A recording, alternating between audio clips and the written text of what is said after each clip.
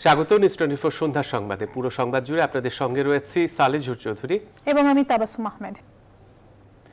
7 দিনের কঠোর বিধিনিষেধের প্রথম দিনে রীতিমতো ফাঁকা রাজধানী ঢাকা। চলছে না বাস, সিএনজি, মোটরসাইকেল। তবে গলি থেকে সড়ক জুড়ে রিকশার দাপট বেড়েছে কয়েক গুণ।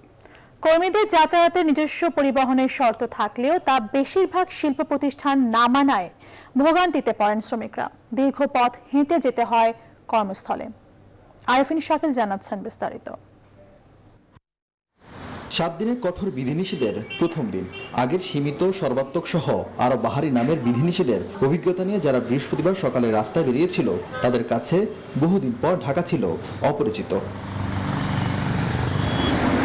মোড়ে মোড়ে পুলিশের তল্লাশি, ফাঁকা সড়ক, যানবাহন সংকটে অতি প্রয়োজনে বের হওয়া নগরবাসীকে পড়তে হয় বিড়ম্বনায়। সবচেয়ে বেশি ভোগান্তিতে পড়েন বিভিন্ন শিল্প কারখানার কর্মীরা।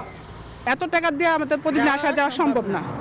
আমরা তো নিম্নমানে আয় কাজ করি। ঘর ভাড়া আছে, খাবার আছে, ছেলে সন্তান আছে, ঘরে বসে থাকা তার কিছু করা যায় না। বড় লোকের গাড়ি চলে, সবার গাড়ি চলে, কিন্তু আমাদের গাড়ি কেন বন্ধ করে দিল? মানুষের পেটে যদি ভাত না থাকে, লকডাউনে আসলে মানুষের দারিদ্র ক্ষুধায় যদি হয়, তো লকডাউন মানুষ মৃত্যুকে বরণ করতে বাধ্য হয়। অপ্রয়োজনে ঘোরাফেরা বন্ধে রাজধানীর যাত্রাবাড়ি, মগবাজার, গুলশান সহ রাজধানীর সব সড়কে যান্ত্রিক যানবাহনকে পুলিশের তল্লাশির মুখে পড়তে হলেও রিকশার আরোহী আর পথচারীরা ছিলেন ধরাছোঁয়ার বাহিরে। এই সুযোগে অনেকে রাস্তায় বের হন লকডাউন দেখতে। লকডাউন চলে আর কি, সেই ধরনের আর কি। এটা কি দেখার বিষয় না? কি দেখলেন? দেখলাম গাড়ি টুড়ে চলে কিনা। জেনারেটর বন্ধ হয়ে গেছে। আমি মোবিলের জন্য ঘুরতেছি পাম্পে। ম্যাডাম আসবে আমেরিকা থেকে, তাই এয়ারপোর্ট যাইতে হবে। সড়কে মানুষের উপস্থিতি কম থাকলেও গলিপথে ছিল ভিন্ন চিত্র। আরফিন শাকিল, নিউজ 24, ঢাকা। অতি উৎসাহে লকডাউন দেখতে বের হয়ে প্রায় 200 মানুষকে পড়তে হলো আর্থিক জরিমানায়। আবার জেল খাটতে হলো প্রয়োজন ছাড়া বাইরে বের হওয়া বেশ কিছু মানুষদের। করোনা ভাইরাস প্রাদুর্ভাব কমাতে সরকার ঘোষিত লকডাউনের প্রথম দিন রাজধানীতে দেখা গেল এমনই সব চিত্র। এদিন রাজধানী জুড়ে দেখা যায় কঠোর নিরাপত্তা ব্যবস্থা। পুলিশ, র্যাব, সেনাবাহিনী সহ আইনশৃঙ্খলা বাহিনীর সদস্যরা যান চলাচল নিয়ন্ত্রণের পাশাপাশি মানুষকে সচেতন করার কাজ করেন। নাইমাল জিকোর প্রতিবেদনে বিস্তারিত। করোনা মহামারীর প্রাদুর্ভাব কমাতে সরকার ঘোষিত লকডাউনের প্রথম দিনে রাজধানী জুড়ে ছিল আইন শৃঙ্খলা রক্ষাকারী বাহিনীর কঠোর অবস্থান। প্রায় প্রতিটি সড়কে দেখা গেল পুলিশের চেকপোস্ট। লকডাউন বাস্তবায়নে সড়কে সড়কে অভিযান চালায় র্যাবের ভ্রাম্যমাণ আদালত। তবে সরকারের বিধিনিষেধ উপেক্ষা করে এদিনও নানা অজুহাতে মানুষকে দেখা যায় রাস্তায় বের হতে। গাড়ি নিয়ে যাইতে আসি, যেমন তো কিছু পাই না, এই জন্য নিজের গাড়ি ভাড়া চালাই। মালিক বলছে যার যার ব্যবস্থা চলে আসবেন। একটু প্রবলেম আছে আর কি, প্রবলেম যাওয়া লাগছে আর কি। এটা তো 1 সপ্তাহ বন্ধ, এটা আমরা জানি। তারপর আমরা আজকে দেখতে যাব, আর 7 দিনের ভিতরে আর বের হবো না আশা করি। আর বের হবো না স্যার, সরি, আর বের হবো না। বিনা প্রয়োজনে রাস্তায় বের হওয়া মানুষদের আইনের আওতায় আনে আইন প্রয়োগকারী সংস্থাগুলো। করা হয় জরিমানা, গ্রেফতার করে সতর্ক করা হয় বেশ কয়েকজনকে। যদি দেখি যে আসলে তার জরুরি, কিন্তু সে কোনো জরুরি সেবার সাথে জরুরি না, তাকে আমরা ঘুরিয়ে দিচ্ছি। আর যদি দেখি যে এমনি অপ্রয়োজনে অতি উৎসাহে ঘুরতে বের হয়েছে, তাহলে তাদের বিরুদ্ধে আমরা আইনগত ব্যবস্থা নিচ্ছি। মানুষের মুভমেন্ট, তিনি কেন বের হয়েছেন তাকে চেকিং করা, এটা ম্যাজিস্ট্রেট উনি নিজেই করছেন। আমরা মূলত তাকে সাহায্য সহযোগিতা করছি। হসপিটাল সার্ভিস বা বাইরে যারা যাবেন এমন কিছু আনঅ্যাভয়েডেবল বিষয় ছাড়া যারা সন্তোষজনক জবাব দিতে পারছে না তাদেরকে কিন্তু আইনের আওতায় আনা হচ্ছে। সরকার ঘোষিত লকডাউন বাস্তবায়নে জায়গায় জায়গায় চেকপোস্ট বসিয়ে তল্লাশি চালাচ্ছে আইন শৃঙ্খলা রক্ষাকারী বাহিনী। পাশাপাশি নিয়ন্ত্রণ করা হচ্ছে যান চলাচল। বিনা প্রয়োজনে যারাই ঘর থেকে বের হচ্ছেন তাদেরই নিয়ে আসা হচ্ছে আর্থিক জরিমানার আওতায়। এরপরও মানুষ যদি সচেতন না হন তাহলে কঠোর অবস্থানে যাওয়ার হুঁশিয়ারি দিয়েছে আইন প্রয়োগকারী সংস্থাগুলো। নাইম আল চিকো, নিউজ 24, ঢাকা। দর্শক, কঠোর লকডাউনের প্রথম দিনে রাজধানীর কি অবস্থা জানাতে আমাদের সাথে সহকর্মী প্লাবন রহমান যুক্ত হচ্ছেন শাহবাগ থেকে। প্লাবন, আজকে কঠোর লকডাউনের প্রথম দিন রাজধানীর চিত্র কেমন দেখছেন, আর আইন শৃঙ্খলা বাহিনীর তৎপরতা কতটুকু রয়েছে? তাবাসসুম, আগের খবরে আসলে যেমনটা জানাচ্ছিলাম, রাজধানীতে যানবাহন অনেক কম, যেহেতু গণপরিবহন বন্ধ, অফিস আদালত বন্ধ, সরকার বেসরকারি সব অফিস বন্ধ, সে কারণে মানুষ রাস্তায় অনেকাংশ কম। গেল 4-5 দিন যে লকডাউন চলেছে সেই লকডাউনের তুলনায় অবস্থা অনেকটা ভালো বলতে হবে। বিশেষ করে বিধিনিষেধ মানার জায়গাটাই মানুষ সহযোগিতা করছে। একই সঙ্গে আইন শৃঙ্খলা রক্ষাকারী বাহিনীর সদস্যরাও আমরা সরব উপস্থিতি রাস্তায় দেখেছি। বলা হয়েছে অকারণে কিংবা জরুরি প্রয়োজন ছাড়া যাতে কেউ রাস্তায় বের না হন। অনেকেই বিষয়টি মানছেন, তবে প্রথম দিনে অনেকে কিন্তু রাস্তায় বের হয়েছিলেন। আমরা রিকশায় মানুষজন দেখছি, অনেকেই প্রথম দিনের লকডাউন দেখতে বের হয়েছিলেন, তাদেরকে শাস্তির মুখোমুখি হতে হয়েছে। এবং যারা মোটরসাইকেল বের হচ্ছেন, রিকশায় বের হচ্ছেন, তাদেরকে কিন্তু আইনশৃঙ্খলা রক্ষাকারী বাহিনী বিভিন্ন মোড়ে মোড়ে থামাচ্ছেন, জিজ্ঞাসাবাদ করছেন এবং অনেকে কিন্তু বুঝিয়েছেন ও ঘুরিয়ে দিয়েছেন গাড়ি। এরকম একটা বাস্তবতার মধ্য দিয়ে প্রথম দিন কেটেছে। আপনি রাস্তার চিত্র দেখছেন অনেকাংশে কম। গেল কয়েকদিন রাস্তায় যানবাহনের চাপ অনেক বেশি ছিল, ব্যক্তিগত গাড়ি রিকশার দাপট অনেক বেশি ছিল। আজকে ব্যক্তিগত যানবাহনের চাপও কম, একই সঙ্গে রিকশা চলাচল যেহেতু সুযোগ আছে রিকশার, তারপর রিকশা যেহেতু যাত্রী চলাচলের সুযোগ নেই, যেহেতু মানুষ অনেক কম রাস্তায়, সেই কারণে বেশিরভাগ রিকশা চালক কিন্তু একরকম রোজগার সংকটে পড়েছেন, সেটি বলতে হবে। আমরা অনেক নিম্নবিত্ত মানুষের সঙ্গে কথা বলেছি, তারা যেমনটা বলছেন যেহেতু বেশিরভাগই বন্ধ, অফিস আদালত যেহেতু বন্ধ, মানুষ রাস্তায় অনেকাংশে কম এসেছে, সেক্ষেত্রে যারা রিকশা চালক কিংবা নিম্নবিত্ত মানুষ প্রতিদিন রোজগার করে খান, তাদের একটা বড় রকম অর্থ সংকটে তারা পড়েছেন। এবং তারা বিগত কয়েকদিন আমরা যেমনটা বলছিলাম, আজকেও তারা একই দাবি করেছেন যে এই লকডাউন যদি আসলেই দীর্ঘায়িত হয়, কঠোর লকডাউন দীর্ঘায়িত হয়, এভাবে যদি সব কিছু বন্ধ থাকে, তাহলে নিম্নবিত্ত মানুষদেরকে নিয়ে আসলে এই সরকারকে ভাববার তাগিদ তারা দিয়েছেন। বিশেষ করে যারা জনপ্রতিনিধি আছেন, রাজধানীতে যারা ওয়ার্ড কাউন্সিলর আছেন, ঢাকার বাইরে যেসব জনপ্রতিনিধি আছেন, তাদের সমন্বয়, একই সঙ্গে প্রশাসনের সমন্বয় যাতে তাদের খাবারের সংস্থানটা করা হয়, তাহলে তারাও আরও বেশি এই লকডাউনে করোনা সংক্রমণ রোধে তারা কার্যকর ভূমিকা রাখতে সক্ষম হবেন। তো এই ছিল মোটামুটি আমার কাছে রাজধানীতে প্রথম দিন অনেকটা কার্যকর লকডাউনই বলতে হবে। এই সন্ধ্যায় শাহবাগ থেকে এই ছিল আমার কাছে রাজধানীর সবশেষ খোঁজ খবর। লাবণ, আপনাকে অসংখ্য ধন্যবাদ। দর্শক, কঠোর লকডাউনের প্রথম দিনে রাজধানীর পরিস্থিতি জানাতে আমাদের সাথে সহকর্মী প্লাবনুর রহমান যুক্ত হয়েছিলেন শাহবাগ থেকে। এবার দেশের করোনা পরিস্থিতি। দেশে করোনায় আক্রান্ত হয়ে গত 24 ঘন্টায় রেকর্ড 143 জনের মৃত্যু হয়েছে। নতুন করে শনাক্ত হয়েছেন 8,301 জন।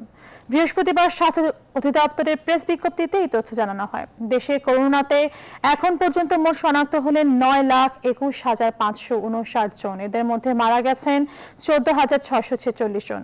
একদিনে করোনা মুক্ত 4,663 জন সহ মোট সুস্থ হয়েছেন 8,20,913 জন। গত 24 ঘন্টায় করোনায় রোগী শনাক্তের হার 25.90%।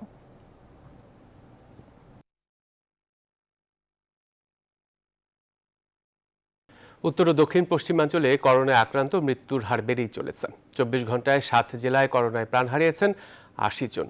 এর মধ্যে রাজশাহীতে 22 জন, খুলনায় 10 জন, নওগাঁয় 5, সাতক্ষীরায় 14, কুষ্টিয়ায় 8, চট্টগ্রামে 5, বগুড়ায় 5 ও টাঙ্গাইলে 16 জনের মৃত্যুর খবর পাওয়া গেছে। সংক্রমণ রোধে সারা দেশেই আজ থেকে শুরু হয়েছে কঠোর লকডাউন। এদিকে সীমান্তবর্তী হাসপাতালগুলোয় রোগীর চাপ বেড়েছে কয়েকগুণ। শয্যা সংকট দেখা দেয়ায় মেঝেতেও চিকিৎসা নিতে বাধ্য হচ্ছেন রোগীরা। হঠাৎ করে অতিরিক্ত রোগীর ভর্তি হওয়ায় চিকিৎসা সেবা দিতে হিমশিম খেতে হচ্ছে চিকিৎসকদের।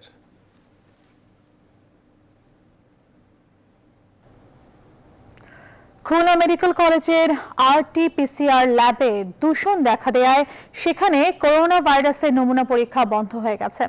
সংশ্লিষ্টরা জানান, বুধবার প্রায় 550 নমুনা পরীক্ষার পর দেখা যায় সবই পজিটিভ। পরীক্ষা নিরীক্ষা করে ল্যাবে দূষণ ধরা পড়ে। এ কারণে বৃহস্পতিবার থেকে 3 দিনের জন্য ল্যাবটি বন্ধ রাখার সিদ্ধান্ত নেওয়া হয়েছে। তবে এই 3 দিন চিকিৎসার জন্য জরুরি প্রয়োজনে খুলনা বিশ্ববিদ্যালয়ের ল্যাবে পরীক্ষা করা যাবে।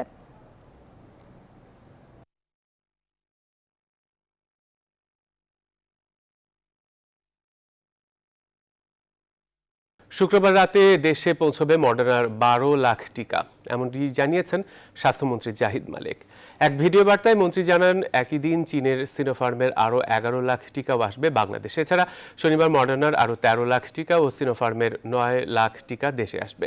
সব মিলিয়ে মডার্না ও সিনোফার্মার মিলিয়ে 45 লাখ টিকা দেশে আসলে টিকা প্রয়োগ কার্যক্রম জোরদার করা হবে।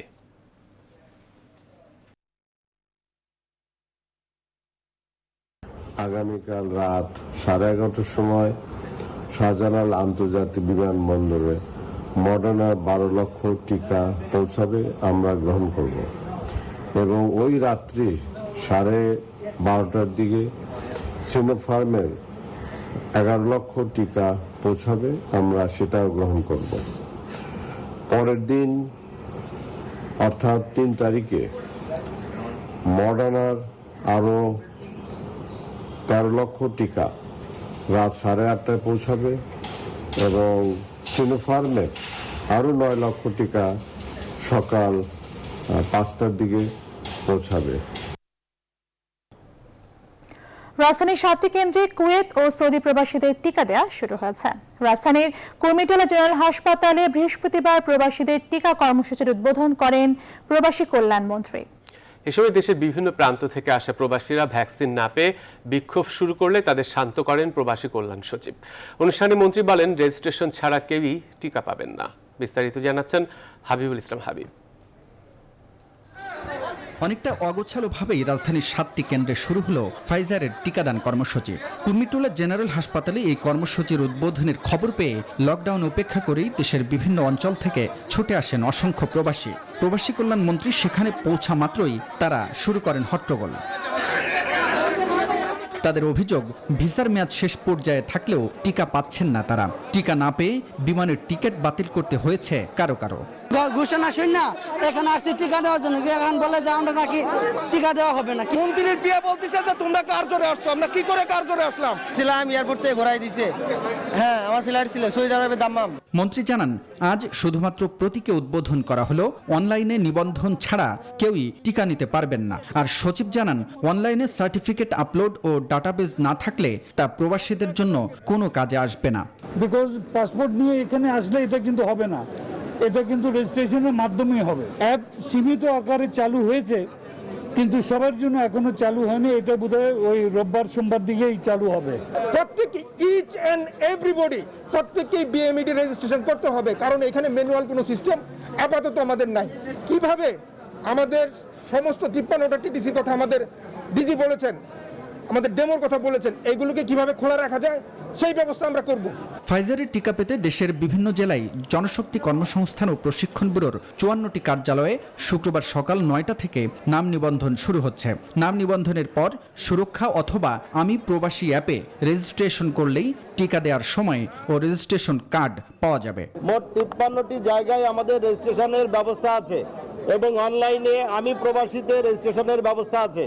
রাজধানীর শেখ মুজিব মেডিকেল বিশ্ববিদ্যালয়, Dhaka medical, Suhrawardy medical, sir Salimullah medical, Mugda medical college, Kurmitola general হাসপাতাল ও শেখ রাসেল জাতীয় গ্যাস্ট্রোলজি ইনস্টিটিউট ও হাসপাতাল কেন্দ্রে ফাইজারের টিকা দেওয়া হচ্ছে।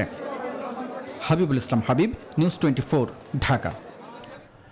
প্রধানমন্ত্রী শেখ হাসিনা বলেছেন, চীনা কমিউনিস্ট পার্টি এবং বাংলাদেশ আওয়ামী লীগের বন্ধুত্ব ও সহযোগিতাপূর্ণ সম্পর্কের সুফল ভোগ করবে দুই দেশের সাধারণ জনগণ। চীনের কমিউনিস্ট পার্টির শতবর্ষ উদযাপন উপলক্ষে দেয়া ভিডিও বার্তায় এই কথা বলেন তিনি। করোনা মহামারীতে ভ্যাকসিন এবং চিকিৎসা সামগ্রী প্রেরণ করায় দেশটির প্রতি কৃতজ্ঞতা জানান প্রধানমন্ত্রী। China, through its judicious policies and visionary leadership, has transformed the country into a modern state to ensure prosperity for all. Similarly, Bangladesh Awami League, once headed by the father of the nation, imbued by his dream of Sonar Bangla, affluence to all our citizens by 2041. I believe greater cooperation between our two parties would bring about more benefits to our citizens. জঙ্গি দমনে ব্যাপক অভিযানের কারণে জঙ্গিরা দুর্বল হয়ে পড়লেও এখনো দেশ থেকে জঙ্গিবাদের মূল উৎপাটন সম্ভব হয়নি বলে মন্তব্য করেছেন আইন শৃঙ্খলা বাহিনীর ঊর্ধ্বতন কর্মকর্তারা। বৃহস্পতিবার রাজধানীর গুলশানে হলি আর্টিজান হামলার 5 বছর পূর্তিতে নিহত 2 পুলিশ কর্মকর্তার প্রতি শ্রদ্ধা জানানোর পর র্যাব মহাপরিচালক ও ডিএমপি কমিশনার আরও বলেন, কৌশল বদলে অনলাইনে সংঘবদ্ধ হওয়া জঙ্গিদের তৎপরতাও কঠোর নজরদারিতে রয়েছে। বিস্তারিত জানাচ্ছেন মৌ খন্দকার। 2016 সালের 1 জুলাই রাজধানীর গুলশানের হলি আর্টিজান বেকারিতে জঙ্গি হামলায় ঘটেছিল নৃশংস ঘটনা। ওই হামলায় বিদেশি নাগরিক সহ প্রাণ হারান 20 জন। এরপর দেশে জঙ্গি দমনে সরকারের জিরো টলারেন্স নীতির কঠোর বাস্তবায়নে জঙ্গি গোষ্ঠী কোণঠাসা হয়ে পড়ে। তবে থেমে নেই তাদের কার্যক্রম। বৃহস্পতিবার হলি আর্টিজান ট্র্যাজেডির 5 বছর পূর্তিতে নিহতদের প্রতি শ্রদ্ধা জানাতে এসে এমনটাই জানালেন আইন শৃঙ্খলা বাহিনীর ঊর্ধ্বতন কর্মকর্তারা। জঙ্গিদের বাংলাদেশে যে অবস্থা, আমরা ইতিমধ্যে বলেছি যে মাননীয় প্রধানমন্ত্রীর জঙ্গিবাদের বিরুদ্ধে যে জিরো টলারেন্সের নীতি, এই নীতির ভিত্তিতে আমরা সকল আইনশৃঙ্খলা বাহিনী গোয়েন্দা সংস্থা একযোগে দায়িত্ব পালন করছি। সারা বিশ্বেই তারা মানে নেট ভিত্তিক হয়ে গেছে। আসলে তারা আমাদের যে সাইবার ওয়ার্ল্ড আছে, সাইবার ওয়ার্ল্ডের মাধ্যমে তাদের প্রচার প্রচারণা চালাচ্ছে, এটার মাধ্যমেই তারা রিক্রুট করার চেষ্টা করছে। ডিএমপি মিডিয়া সেন্টারে অনুষ্ঠিত সংবাদ সম্মেলনে counter terrorism and transnational crime unit প্রধান বলেন, হলি আর্টিজানের পর 23 হাই রিস্ক অপারেশনে 63 জঙ্গি নিহত হয়েছে। নাশকতার পরিকল্পনাকারী বা যারা সরাসরি এরকম নাশকতা অংশগ্রহণ করেছে ইতিমধ্যে তাদের সকলকে আমি বলবো গ্রেপ্তার করা হয়েছে, আইনের আওতায় আনা হয়েছে এবং তারাও তাদের দায় স্বীকার করে বিজ্ঞ আদালতে স্বীকারোক্তিমূলক জবানবন্দি দিয়েছে। এদিকে কঠোর বিধিনিষেধ শুরু হওয়ার আগেই বুধবার ঢাকায় নিযুক্ত জাপানের রাষ্ট্রদূত নাওকি ইতো, ইতালির রাষ্ট্রদূত এনরিকো নুনজিয়াটা, মার্কিন রাষ্ট্রদূত আর্ল মিলার ও ভারতের হাই কমিশনার বিক্রম দোরাই স্বামী সহ কয়েকটি দেশের কূটনীতিকেরা হলি আর্টিজানে গিয়ে নিহতদের প্রতি শ্রদ্ধা জানান। মৌ খন্দকার, নিউজ 24, ঢাকা। এদিকে ডেথ রেফারেন্স ও আপিল শুনানির পেপার বুক তৈরি থাকলেও উচ্চ আদালতে আটকে আছে হলি আর্টিজানে ভয়াবহ জঙ্গি হামলা মামলার বিচার। প্রধান বিচারপতি বেঞ্চ নির্ধারণ করে দিলেই শুনানি শুরু হবে। অ্যাটর্নি জেনারেল বলেছেন, করোনা পরিস্থিতি স্বাভাবিক হলে মামলার গুরুত্ব বিবেচনায় শুনানির আবেদন করা হবে। বিস্তারিত হাবিবুল ইসলাম হাবিবের রিপোর্টে। 2016 সালের 1 জুলাই রাত 8:45 গুলশানের 79 নম্বর সড়কের 5 নম্বর প্লট হলি আর্টিজান বেকারিতে ঢুকে পড়ে কয়েকজন যুবক। মুহূর্তেই পাল্টে যেতে থাকে দৃশ্যপট, তৈরি হয় জিম্মি দশা। বেকারিতে জঙ্গিরা আটকে ফেলে বিভিন্ন দেশের নাগরিকদের। ঘটনাস্থলে পুলিশ আসে, ভারী অস্ত্র দিয়ে তাদের উপরে আক্রমণও চালানো হয়। এমন রাত এর আগে দেখেনি কেউ। সারা বিশ্বের চোখ আটকে যায় সেখানেই। রাতভর বাইরে চলতে থাকে অভিযানের প্রস্তুতি। ভেতরে ততক্ষণে একে একে খুন হতে থাকে 9 জন ইতালীয়, 7 জন জাপানি, 1 জন ভারতীয় ও 1 জন মার্কিন ও বাংলাদেশের দ্বৈত নাগরিক। এছাড়াও রাতভর জিম্মি করে রাখা হয় বাকিদের। ভোরে আলো ফোটার আগেই সেনাবাহিনীর নেতৃত্বে শুরু হয় অপারেশন থান্ডারবোল্ট। 35 জনকে জীবিত উদ্ধারের পাশাপাশি অভিযানে মারা যান 5 জঙ্গি। ওই ঘটনায় সন্ত্রাস বিরোধী আইনে গুলশান থানায় মামলা দায়ের করে পুলিশ। 2018 সালের 26 নভেম্বর 8 আসামির বিরুদ্ধে অভিযোগ গঠন করার মধ্য দিয়ে ঢাকার সন্ত্রাস বিরোধী বিশেষ ট্রাইব্যুনালে মামলার বিচারিক কার্যক্রম শুরু হয়। দীর্ঘ বিচারিক প্রক্রিয়া শেষে 2019 সালের 27 নভেম্বর মামলার রায় ঘোষণা করা হয়। রায়ে 7 আসামিকে মৃত্যুদণ্ড ও 1 জনকে খালাস দেন আদালত। এরপর নিয়ম অনুসারে মৃত্যুদণ্ড অনুমোদনের জন্য ডেথ রেফারেন্স ও খালাস চেয়ে করা আসামিদের আপিল আবেদন শুনানির জন্য মামলার নথিপত্র বিচারিক আদালত থেকে হাইকোর্টে পাঠানো হয়। অ্যাটর্নি জেনারেল বলছেন, পেপার বুক প্রস্তুত, পরিস্থিতি স্বাভাবিক হলেই তার শুনানির আবেদন করা হবে। এবং মামলার পেপার বুক রেডি হয়ে গেছে। কোভিডের কারণে গত বছর মার্চের পর থেকে স্বাভাবিক আদালত হচ্ছে না এবং আশা করি আমরা এটা এই বছরের ভিতরে শুনানি করার সর্বোচ্চ চেষ্টা করব। বলেন, সেদিনের মতো যেন আর কোনো জঙ্গি হামলা না হয় সে লক্ষ্যে বিচারিক আদালতের রায় বহাল রাখতে সব ধরনের আইনি পদক্ষেপ নেবে রাষ্ট্রপক্ষ। আমরা বিচারিক আদালতের রায়টাকে আমরা ডিফেন্ড করব। আমরা এটার পক্ষে আমরা আমাদের বক্তব্য তুলে ধরব। যাদের শাস্তি দেওয়া হয়েছে তাদের সঠিকভাবে দেওয়া হয়েছে। এ ঘটনায় মৃত্যুদণ্ডপ্রাপ্ত আসামিরা হলেন হামলার মূল সমন্বয়ক আসলাম হোসেন ওরফে রাশেদ, অস্ত্র ও বিস্ফোরক সরবরাহকারী 90 জেএমবির নেতা হাদিসুর রহমান, রাকিবুল হাসান রিগান, জাহাঙ্গীর আলম ওরফে রাজীব গান্ধী, হামলার অন্যতম পরিকল্পনাকারী আব্দুস সবুর খান, শরীফুল ইসলাম ও মামুনুর রশিদ। হাবিবুল ইসলাম হাবিব, নিউজ 24, ঢাকা। ভিটামিন উৎপাদনে 26% কর, এ যেন এক দেশে দুই নিয়ম। বাস্তবতা এমন যে উৎপাদনে করের বোঝা আর আমদানিতে বিশাল ছাড়। এই বৈষম্য নিয়ে ব্যবসায়ীরা বলেছেন, সরকারের শুল্ক নীতি আমদানিকারকদের উৎসাহিত করলেও নিরুৎসাহিত হচ্ছেন দেশীয় উৎপাদকরা। বিশেষজ্ঞরা বলছেন, এমন নীতির ফলে দেশীয় শিল্প উৎপাদন ব্যাহত হচ্ছে, ঝুঁকিতে পড়ছেন এই খাতে বিনিয়োগকারীরা। এই বাস্তবতায় শিল্পমন্ত্রী বলেন, ভিটামিন সহ দেশীয় শিল্প খাতকে সুরক্ষা দিতে হবে। বিস্তারিত ডেস্ক রিপোর্টে। সরকারের উন্নয়ন পরিকল্পনা বাস্তবায়ন হচ্ছে বড় বড় সড়ক মহাসড়ক নির্মাণের মাধ্যমে। আর এসব সড়ক তৈরিতে অতি প্রয়োজনীয় উপকরণ ভিটামিন। একসময় আমদানি নির্ভর হলেও এখন দেশে উৎপাদন হচ্ছে বিশ্বমানের ভিটামিন। বহু লোকের কর্মসংস্থান তৈরি করা এই খাতে উঠেছে নানা বৈষম্যের অভিযোগ। তথ্য বলছে বড় বিনিয়োগ করে যারা ভিটামিন দেশে উৎপাদন করছেন তাদেরকে সর্বোচ্চ 26% পর্যন্ত কর দিতে হচ্ছে, অথচ যারা আমদানি করছেন তাদের করের পরিমাণ ঢের কম। ভিটামিনের কাঁচামাল আমদানিতে 15% ভ্যাট ধরা হলেও পরিশোধিত ভিটামিনে নামমাত্র ভ্যাট আছে। সব মিলে ভিটামিনের কাঁচামালে টন প্রতি $570 খরচ হলেও যারা ভিটামিন আমদানি করছেন তাদের খরচ হচ্ছে $260। সব মিলিয়ে দেশীয় উৎপাদকরা বড় বৈষম্যের শিকার। যে ভিটামিন খাতে যে সমস্ত শিল্প উৎপাদনকারী আছেন ভ্যাট নিবন্ধিত, তাদের প্রত্যেকটা আমদানিকৃত উপাদানের ক্ষেত্রে যে 3% বা 5% উপরে যে সমস্ত মূল্য ট্যাক্স আছে সেগুলি হতে তাদেরকে অব্যাহতি দেওয়া হবে। প্লেন লেভেল ফিল্ডে না আনলে তো দেশীয় শিল্প ঠিকবে না। প্রধানমন্ত্রী শেখ হাসিনা দেশীয় শিল্প সুরক্ষায় নজর দেওয়ার কথা বলেছেন। আগামী অর্থ বছরের বাজেটেও দেশীয় শিল্প বিকাশে নানা নীতি সহায়তার কথা বলা হয়েছে, অথচ ভিটামিন নিয়ে জাতীয় রাজস্ব বোর্ডের এই নীতির কারণে বিপাকে পড়েছেন উৎপাদকরা। রাজস্ব বোর্ডের সাবেক সদস্য ফরিদুদ্দিন মনে করেন দ্রুত এই দ্বিমুখী নীতির পরিবর্তন জরুরি। এটা তো বৈষম্য, discrimination against domestic industry protection, domestic ইনভেস্টমেন্টের এগেইনস্টে, ব্যবসার এগেইনস্টে। সেটা সরকারের পলিসি না। সরকারের পলিসি হচ্ছে ডোমেস্টিক ইন্ডাস্ট্রিকে, ডোমেস্টিক ইনভেস্টমেন্টকে প্রোটেক্ট করা। এটা সরকারের ঘোষিত নীতি। মাননীয় প্রধানমন্ত্রী বারবার একই কথা বলছে। টিআইবির নির্বাহী পরিচালক বলছেন আমদানিকারকদের চাপে দেশীয় শিল্প উদ্যোগ ক্ষতিগ্রস্ত হচ্ছে কিনা সেটি খতিয়ে দেখতে হবে। উল্টো হওয়ার কথা ছিল, আমি তো স্ববিরোধী বলে মনে করি।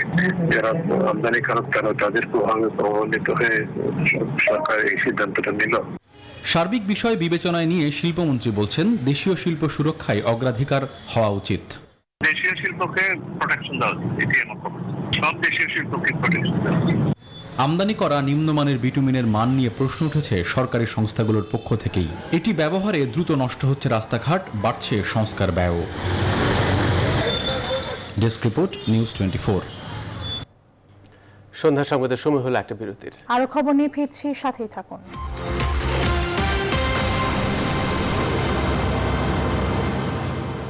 বিরতির পর আবারও স্বাগত। দেখছেন নিউজ 24 সন্ধ্যার সংবাদ। আজ 1 জুলাই 100 বর্ষ পূর্ণ করল ঢাকা বিশ্ববিদ্যালয়। শিক্ষা, গবেষণা, রাজনীতি কিংবা আন্দোলন সংগ্রাম সবকিছুতেই দেশের ইতিহাসের সঙ্গে জড়িয়ে আছে প্রতিষ্ঠানটি। শিক্ষাবিদরা বলছেন প্রতিষ্ঠার শতবর্ষে হাজারো অর্জন এই প্রতিষ্ঠানের, কিন্তু ব্যক্তিস্বার্থ, অনিয়ম এবং ছাত্র শিক্ষক রাজনীতিতে দলীয় রাজনীতির প্রভাব বিশ্ববিদ্যালয়টির গবেষণা বা শিক্ষা কার্যক্রমকে বাধাগ্রস্ত করছে। সজল দাসের প্রতিবেদন।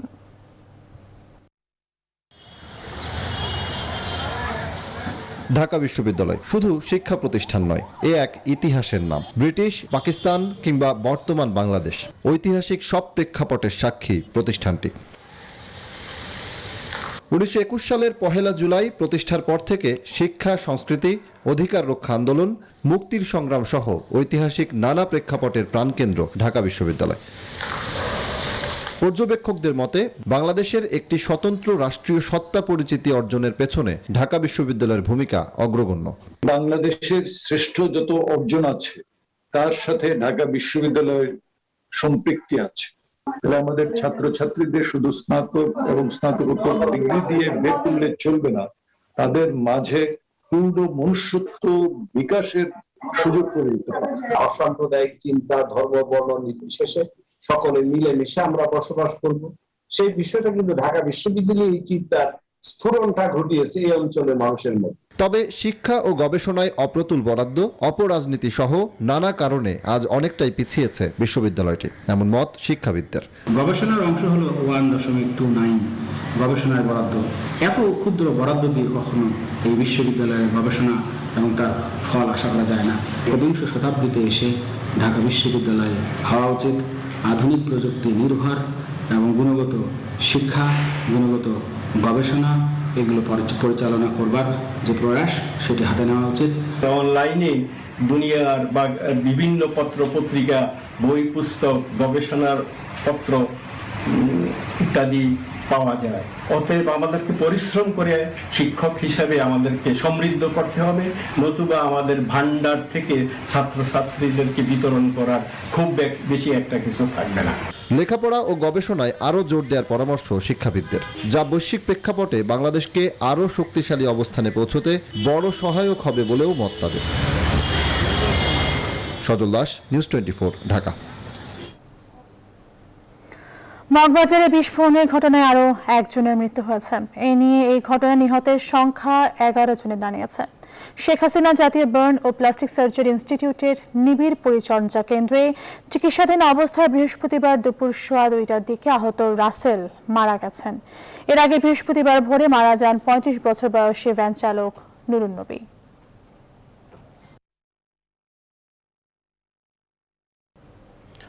রাতভর ভারী বৃষ্টিপাতে ডুবে গেছে চট্টগ্রামের বিভিন্ন এলাকা। আগ্রাবাদের মা ও শিশু হাসপাতাল সহ গোটা এলাকায় কোথাও কোমর পানি, কোথাও হাঁটু পানি। চরম দুর্ভোগে রোগী, স্বজন ও স্বাস্থ্যকর্মীরা। বৃষ্টিতে সড়কেও সৃষ্টি হয়েছে খানাখন্দ। আহাদুল বাবুর ছবিতে শেখ জায়েদের রিপোর্ট। এটি চট্টগ্রাম মা ও শিশু হাসপাতালের চিত্র। টানা বৃষ্টিপাত ও জোয়ারের পানিতে তলিয়ে গেছে নিচতলা। চরম দুর্ভোগ সেবা নিতে আসা মানুষের। আমি আমার মেয়েকে নিয়ে আসছি আজকে 5 দিন আমাদেরকে লাস্টে এখানে বসে বসে রাত কাটাইতে হয়েছে। একটা রুগী নিয়ে আসলে তাও নিয়ে যেতে পারতেছে না। রুগীকে দেখতে আসা, রুগীর সেবা করা যারা সাথে আছে তারাও অসুস্থ হয়ে পড়তেছে।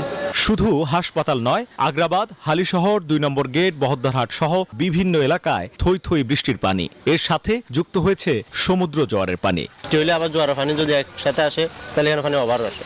6 মাস ধরে এরকম একই অবস্থা ভুগছে। বৃষ্টি হলে পানি বাড়ে যায়, নিচের থেকে নামতে পারি না। জলাবদ্ধতা নিরসন প্রকল্পের মেয়াদ বেড়েছে আরো 1 বছর। কাজ শেষ না হওয়া পর্যন্ত এই দুর্ভোগ থাকবেই বলছে সিডিএ। আর এমন বৃষ্টি থাকতে পারে আরো 2 দিন বলছে আবহাওয়া অধিদপ্তর। এই প্রজেক্টটা আগামী 2 বছরের মধ্যে শেষ করা টার্গেট আমাদের। এই দুটো প্রজেক্ট যদি আগামী 2 বছরের মধ্যে আমরা শেষ করতে পারি তাহলে জনগণ এটা বিরাট একটা সুফল পাবে। গত পরশুদিন থেকে দেশের উত্তরাঞ্চলে বৃষ্টিপাতের আধিক্য থেকে আরম্ভ হয়েছে এই পশ্চিমা লঘুচাপের প্রভাব, যেটা গতকাল মধ্য অঞ্চলে ছিল। আজকে দক্ষিণাঞ্চল অর্থাৎ চট্টগ্রাম অঞ্চলে বেশি বৃষ্টিপাত হয়েছে। এই প্রবণতা আগামী 72 ঘন্টার মধ্যেই কমে যাওয়ার সম্ভাবনা রয়েছে।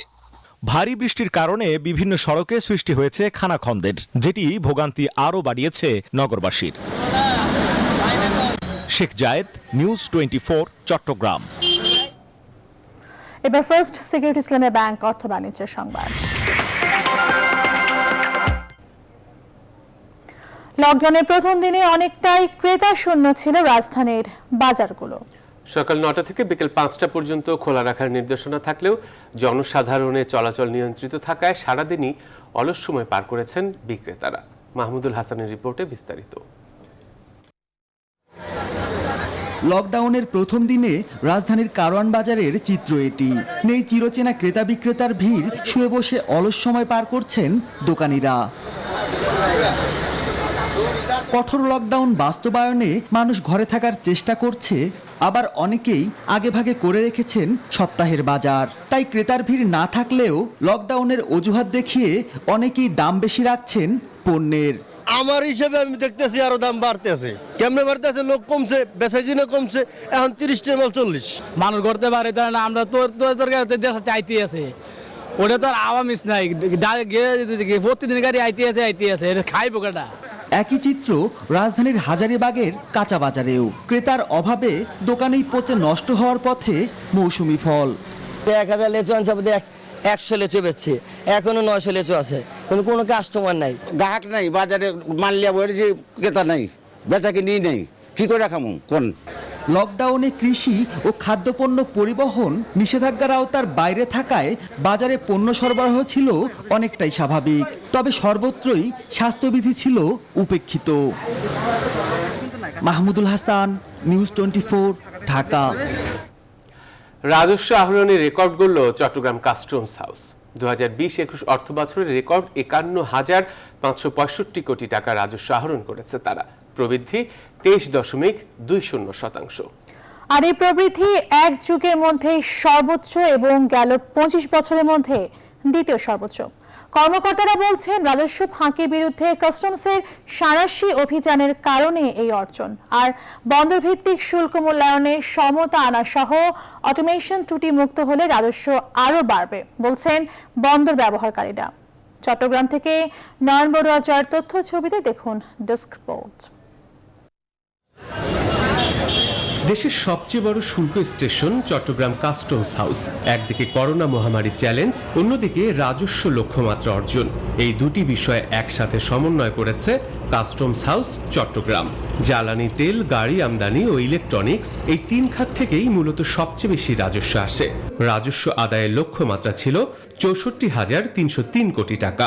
২০২০-২১ অর্থ বছরে রেকর্ড ৫১,৫৬৫ কোটি টাকা রাজস্ব আহরণ করেছে তারা, যা বিগত বছরের আহরণের তুলনায় ৯,৭১১ কোটি টাকা বেশি, প্রবৃদ্ধি ২৩.২০%।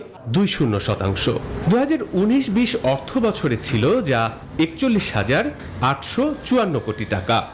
৫১,৫৬৫ কোটি টাকা, যেটা বিগত অর্থ বছরের তুলনায় প্রায় 23.20% বেশি। রাজস্ব ফাঁকির প্রবণতা কমাতে কাস্টমস শুল্ক কর্মকর্তাদের সাঁড়াশি অভিযানের সুফল বলছেন কাস্টমসের এই কর্মকর্তা। ৪০০ কোটির উপরে আমাদের জরিমানা বাবদে আদায় হয়েছে।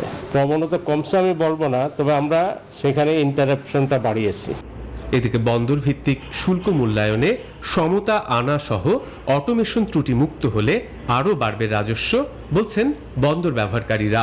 শুল্ক আদায়ের যে শুল্ক মূল্য নির্ধারণ, সেটার যদি সমতা আনা হতো তাইলেও আমরা ৬ থেকে ১০,০০০ কোটি টাকারও রাজস্ব বাড়ত বলে আমরা মনে করি। ত্রুটি মুক্ত ১ মিনিটের জন্য বন্ধ না হওয়া একটা অটোমেশন প্রক্রিয়া নিশ্চিত করা।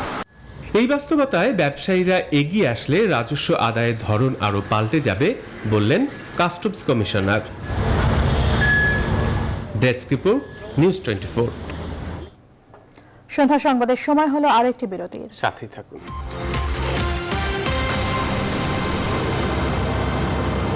আরেকবার স্বাগত। দেখছেন নিউজ 24 সন্ধ্যা সংবাদ।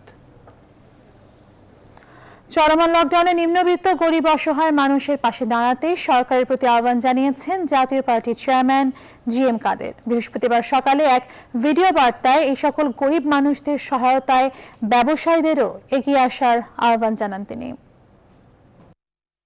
লকডাউনে কর্মহীন মানুষের খাদ্য নিরাপত্তা নিশ্চিত করতে হবে সরকারিভাবেই। অভুক্ত থেকে যদি কেউ মারা যায় তা হবে জাতির জন্য কলঙ্কজনক। তাই লকডাউনে ক্ষুধার্ত মানুষের প্রতি সবাইকে সহানুভূতিশীল হতে হবে। পাশাপাশি বিত্তবানদের উচিত হবে অতিমারী করোনাকালে হতদরিদ্র ও ক্ষুধার্ত মানুষের পাশে দাঁড়ানো। কঠোর বিধিনিষেধ সহ লকডাউনে সাময়িক অসুবিধা মেনে নিতে দেশবাসীর প্রতি আহ্বান জানিয়েছেন আওয়ামী লীগের সাধারণ সম্পাদক ওবায়দুল কাদের। সকালে তার সরকারি বাসভবনে নিয়মিত ব্রিফিংকালে এই আহ্বান জানান ওবায়দুল কাদের। সংক্রমণ নিয়ন্ত্রণে আমরা সকলকে সাময়িক অসুবিধা মেনে নেওয়ার জন্য উদাত্ত আহ্বান জানাচ্ছি। আমরা জানি অনেকে অসুবিধায় আছেন, শহরে গ্রামে সর্বত্রই অসহায় কর্মহীন মানুষের জন্য সরকারের উদ্যোগের পাশাপাশি বেসরকারি ও স্বেচ্ছাসেবী সংস্থা সামর্থ্যবানদের আমি এগিয়ে আসার আহ্বান জানাচ্ছি। আন্তর্জাতিক প্রসঙ্গ। কানাডার পশ্চিমাঞ্চলের তীব্র দাবদাহে প্রতিদিনই আগের রেকর্ড ভাঙছে তাপমাত্রা। সেখানে ঘর থেকে বের হওয়াই কঠিন হয়ে উঠেছে। ব্রিটিশ কলাম্বিয়া পুলিশ জানিয়েছে গত 5 দিনে কমপক্ষে 500 জনের মৃত্যু হয়েছে, যাদের বেশিরভাগই প্রবীণ। সবশেষ তাপমাত্রা রেকর্ড করা হয়েছে 50 ডিগ্রি সেলসিয়াস। একটি আবাসিক স্কুলের কাছে মিলল গণকবরের সন্ধান। দেশটির ব্রিটিশ কলম্বিয়া প্রদেশের সেন্ট ইউজিনস মিশন স্কুল নামের সাবেক আবাসিক বিদ্যালয়ে 182টি অচিহ্নিত কবর পাওয়া গেছে বলে দাবি করেছে একটি আদিবাসী গোষ্ঠী। আদিবাসী স্কুলের শিশুদের দেহাবশেষ সন্ধান পাওয়ার জেরে আবারও ঘটল গির্জায় আগুন ধরিয়ে দেওয়ার ঘটনা।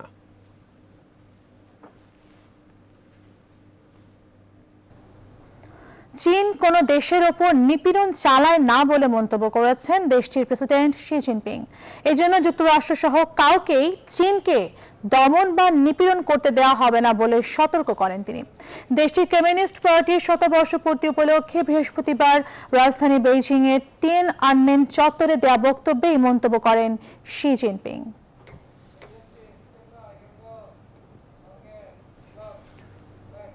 সন্ধ্যা সংবাদে আরেকটা বিরতি নিচ্ছে, সঙ্গেই থাকুন।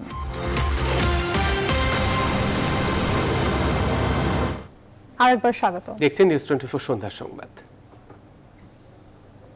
খেলার খবর।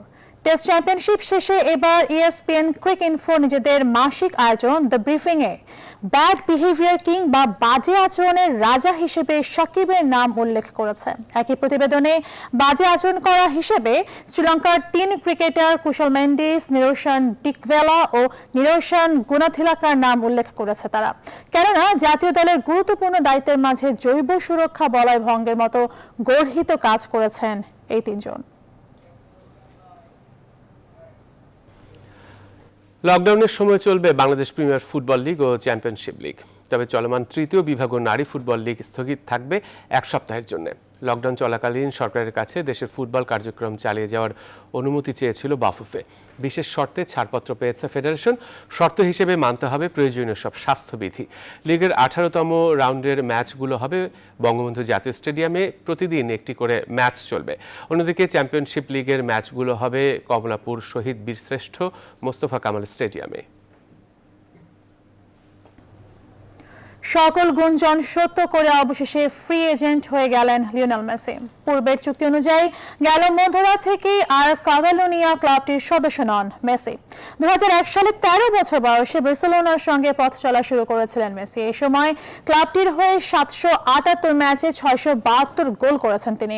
ক্লাবের সঙ্গে নতুন চুক্তি না করলেও মেসির বার্সায় থেকে যাবার বিষয়ে আশাবাদী সভাপতি হুয়ান লাপোর্তা। এদিকে মেসির সঙ্গে নতুন চুক্তি না হওয়ায় বেশ বিপাকেই আছে বার্সা। নিয়ম অনুযায়ী মেসির সঙ্গে নতুন চুক্তির আগ পর্যন্ত ক্লাবটি জার্সিতে মেসির ছবি বা 2021-22 মৌসুম সংশ্লিষ্ট কোনো বিষয়ে তার ছবি ব্যবহার করতে পারবে না। আর এই ছিল এখনকার নিউজ 24 সন্ধ্যা সংবাদে। আরো সংবাদ ও বিশ্লেষণ জানতে ভিজিট করুন www.news24bd.tv। ধন্যবাদ।